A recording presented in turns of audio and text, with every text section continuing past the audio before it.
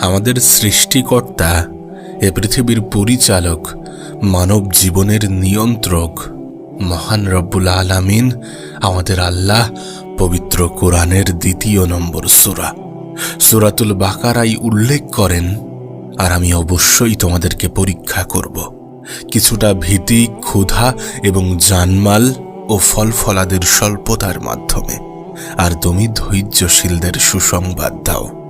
আমাদের রব এই আয়াতটিতে খুব গুরুত্ব সহকারে, খুব জোর দিয়ে বলেছেন যে তিনি অবশ্যই আমাদেরকে পরীক্ষা করবেন।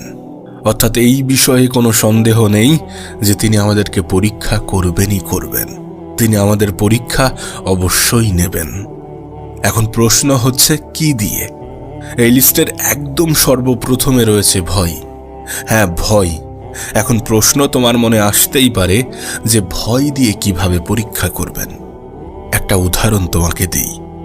যেমন ধরো, তুমি তোমার রিজিক নিয়ে চিন্তিত, তুমি তোমার ইনকাম নিয়ে চিন্তিত, তুমি তোমার বিয়ে নিয়ে চিন্তিত, তুমি তোমার পরিবারের নিশ্চয়তা নিয়ে চিন্তিত, নিরাপত্তা নিয়ে চিন্তিত, তুমি তোমার অসুস্থতা নিয়ে চিন্তিত, তোমার জমি জমা নিয়ে চিন্তিত, তোমার খাদ্যের যোগান নিয়ে চিন্তিত।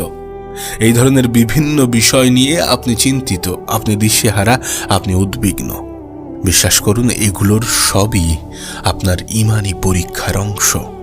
এইগুলো থেকে আপনার মনে একটা ভয় কাজ করে যে যদি এটা না আসে, যদি এটা না হয়, যদি এমন কিছু ঘটে যায়, নেগেটিভ কিছু ঘটে যায়, এই ধরনের নানা ভয় আপনার জন্য পরীক্ষা ছাড়া কিছুই নয়।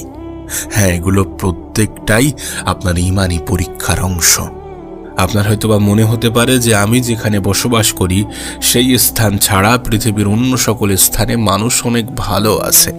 আপনার হয়তোবা মনে হতে পারে যে আমি যে দেশে থাকি সেই দেশ ব্যতীত অন্য সকল দেশের মানুষ ভালো আছে, সুখে আছে, শান্তিতে আছে, সুন্দরভাবে জীবন কাটাচ্ছে।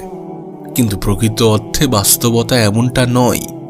এ পৃথিবীতে এমন কোনো দেশ নেই যে দেশের মানুষ চিন্তাহীন, সমস্যাহীন, উদ্বিগ্নতা ছাড়া জীবনযাপন করছে। যদি আপনি একটু খেয়াল করেন, যদি একটু নোটিশ করেন, তাহলে দেখবেন পৃথিবীর সবথেকে উন্নত দেশগুলোই সবথেকে ভয়ঙ্কর চ্যালেঞ্জগুলির মুখোমুখি হয়ে থাকে। এখন প্রশ্ন হচ্ছে, আমাদের এত কিসের ভীতি, কিসের এত উদ্বিগ্নতা?